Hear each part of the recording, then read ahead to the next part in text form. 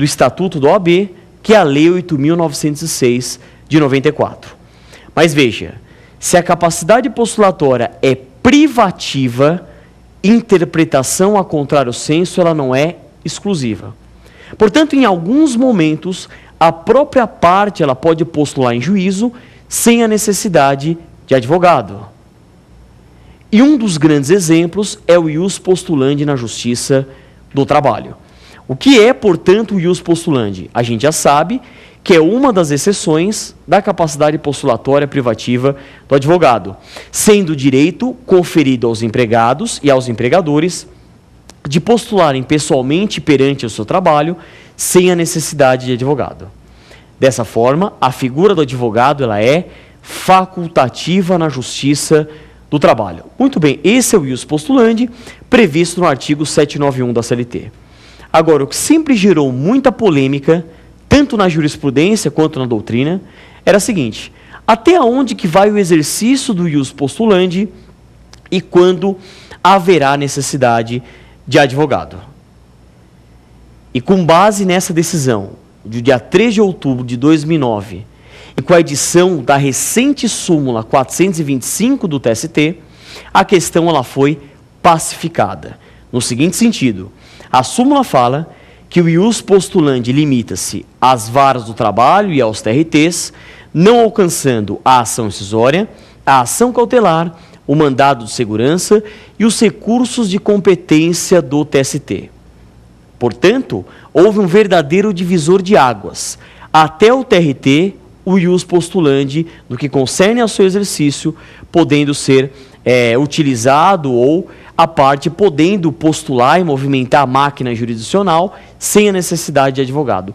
Já no âmbito do TST, o advogado ele é indispensável, por alguns grandes fundamentos. Primeiro, que o artigo 133 da Constituição fala que o advogado é indispensável à administração da Justiça.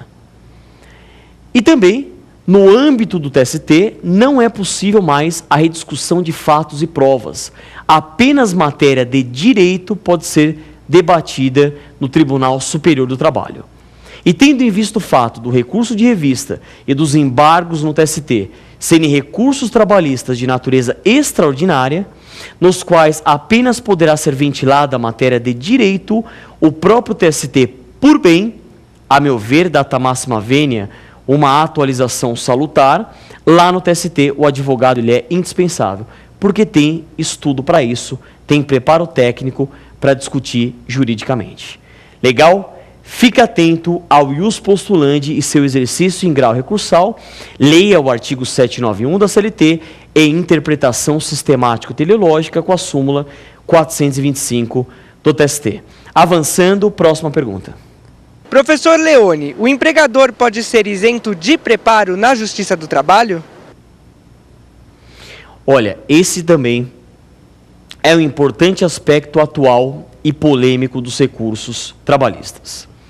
Veja bem, até então, nós sempre trabalhamos com o benefício da justiça gratuita em favor dos empregados.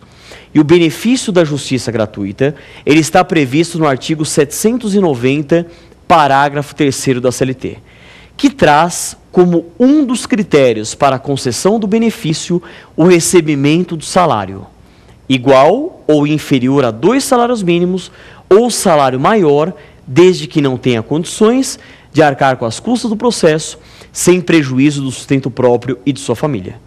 Então, daí, a gente chegou na seguinte conclusão. Como empregador não recebe salário, em tese e em uma interpretação literal desse dispositivo, empregador não tem direito ao benefício da justiça gratuita. Então, uma primeira resposta a essa indagação, uma visão tradicional da matéria, é que empregador não é isento. Mas hoje se estuda muito a questão da interpretação, tanto do direito do trabalho quanto do direito processual do trabalho, à luz do direito constitucional e dos direitos fundamentais. Hoje nós interpretamos os ramos jurídicos à luz da Constituição, sendo que parcela da doutrina já vem ventilando a ideia de direito processual do trabalho constitucional e direito do trabalho constitucional. E assim, analisando o artigo 5º, inciso 74 da Constituição, temos lá um importante dispositivo em prol de uma modernização do entendimento. O que aduz esse dispositivo legal? O Estado prestará assistência jurídica integral e gratuita aos que comprovarem insuficiência de recursos. O inciso 74 do artigo 5º fala aos que comprovarem, não diferenciando polo ativo e polo passivo. Desta forma, na interpretação do artigo 790, parágrafo 3º da CLT, à luz do inciso 74 do artigo 5º da Constituição Cidadã de 88, nós tivemos uma mudança de entendimento, uma modernização em prol, inclusive, dos direitos fundamentais. Nessa linha, a isenção de custas ficou mais tranquila ao empregador. A gente partiu da premissa que o benefício da justiça gratuita poderia ser concedido ao empregador e a parte da isenção de custas, num primeiro momento, não houve nenhum tipo de problema. Já em relação ao depósito recursal, nós ainda temos uma discussão, porque o depósito recursal, lembrando, ele serve para a garantia do juízo em favor do empregado. É o princípio da proteção temperada no processo do trabalho. E aqui nós temos duas linhas de entendimento. A primeira, sustentando que é possível a isenção de preparo de uma forma completa ao empregador, abrangendo custas e depósito recursal, até porque tivemos o advento recente da Lei Complementar 132 de 2009, que regulamentou a Defensoria Pública da União e incluiu o inciso 7 ao artigo 3º da Lei 1060 de 1950, trazendo a abrangência de depósitos legais na concessão do benefício da justiça gratuita. Ao revés, uma segunda linha de entendimento falando que não. Que a isenção de custas, ok, mas a isenção de depósito recursal não é possível porque o depósito recursal serve para a garantia do juízo. E para a aplicação subsidiária de uma norma de direito processual ou material, nós temos que ter o preenchimento de dois requisitos cumulativos. Quais sejam? Lacuna na CLT. Até então a gente pode visualizar uma lacuna na CLT. E um segundo requisito, a compatibilidade de princípios e regras. Então, nessa linha de entendimento, essa compatibilidade de princípios e regras não haveria na aplicação subsidiária dessa reforma da Lei 1060 de 1950. Acredito que é uma questão para ser cobrada na segunda fase, porque ela é polêmica. Legal? Avançando, próxima questão, vamos lá? Professor, explique os efeitos devolutivo e suspensivo no processo trabalhista. Aqui também nós temos um ponto que é fundamental no estudo de recursos trabalhistas. E ele continua sendo um grande tema atual e polêmico. Por quê?